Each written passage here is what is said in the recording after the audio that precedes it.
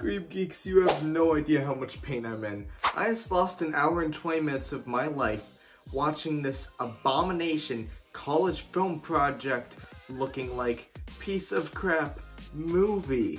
You know, I was sitting and thinking to myself, what would be a good video idea? Then I thought, hey, maybe I'll take a look at a horror movie that's not so well received by the public. And I've seen my fair share of bad movies in my time, so I thought this would be a breeze. It really wasn't.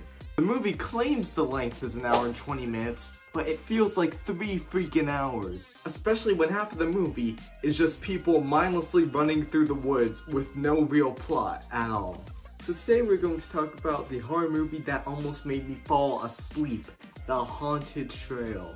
Now right away in the opening, there's this random girl running around, and she's running from this guy who's a Jason Voorhees wannabe. And surprise, surprise, she dies immediately. And then, and this is one of the few good parts of the movie, the credits play. It's like the opening credits, and I can promise you that these credits are actually scarier than the rest of the movie. The credits sort of give off an insidious vibe with weird, distorted horror images with some pretty creepy music playing in the background. And honestly, those credits were great. The rest of the movie sure isn't, so that was misleading, because credits are meant to set the mood. So now, when the actual movie starts, we get a dress montage where a girl is trying to decide what to wear to impress this guy she's into, but he's not really into her, but he might be, and why does this feel like a season of The Bachelor?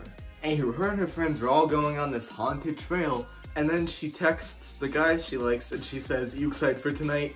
And this guy is an absolute Chad. He's in the middle of like playing some video games. He takes one look at the phone, one look at the message, he throws it down.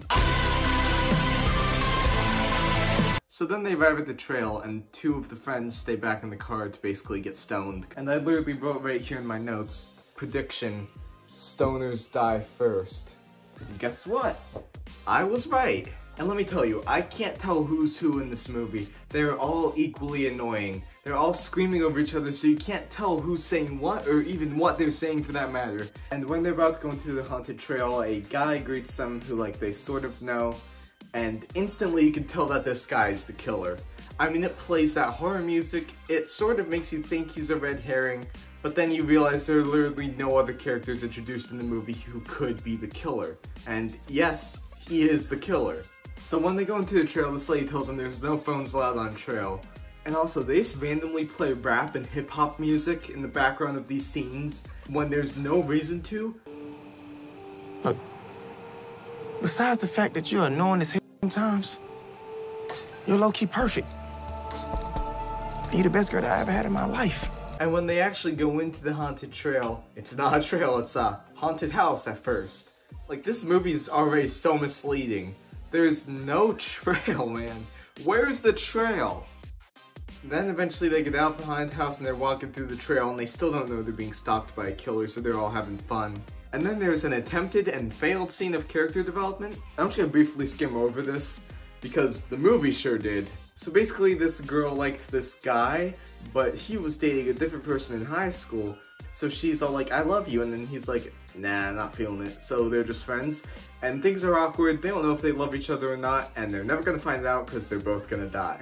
And the other plot going on is there's this tall guy who's in football who got his essentially starting position in football stolen by this other guy who's in the friend group who's with them at the trail. So we got beef with him for that. And then all the characters go into this clown house, and this is so annoying. Like, half of the movie is just them screaming at stuff that isn't even scary. It's literally like just them walking around screaming at stuff, and that's like it.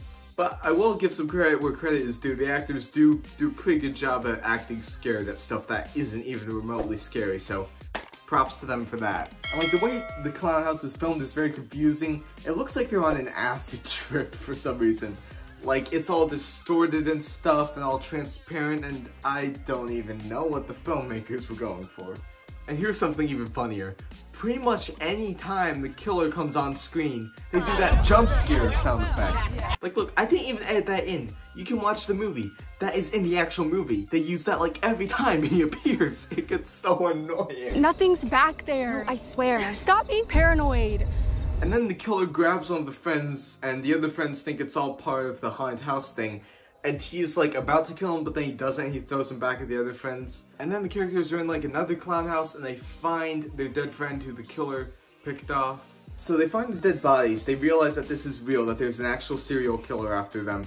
And then they have the weirdest argument scene I've ever seen in a movie. It's not even the dialogue. The dialogue is pretty okay in the scene, but it's the way it's filmed. This is done in one camera shot, and it like slowly pans around everyone, and you can't tell who's saying what. And the way it's done is just so weird. Then basically they walk into this haunted house, there's a whole lot of screaming, some other people die. There are too many characters to keep track of, so I'm just gonna keep it simple.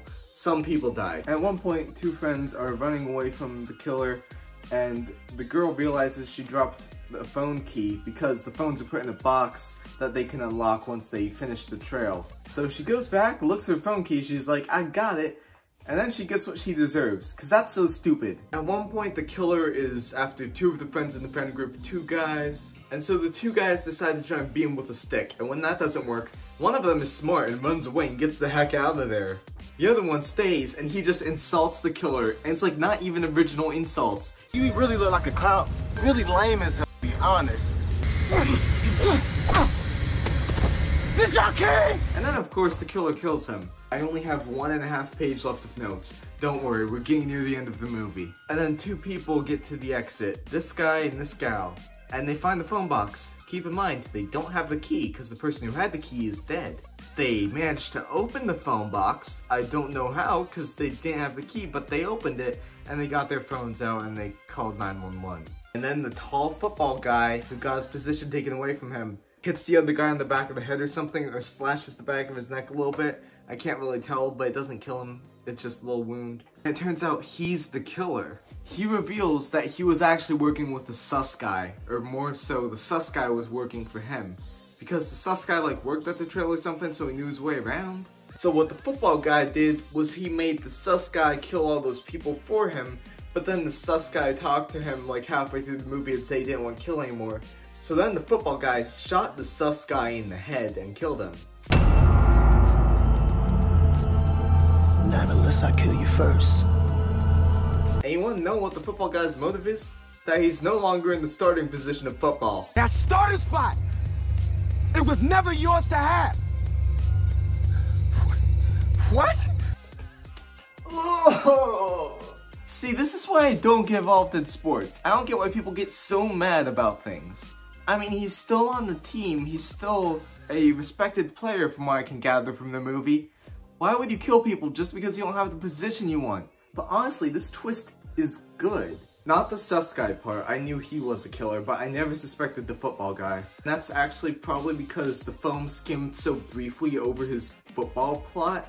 Like, it was like 2 or 3 lines and then they were just done with it, that I completely forgot was part of the plot, and he wasn't developed at all, so of course I didn't suspect him.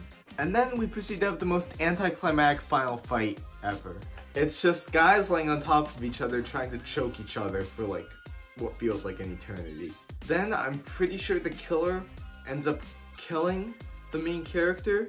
The movie certainly makes it look like that. They make it all sad and stuff.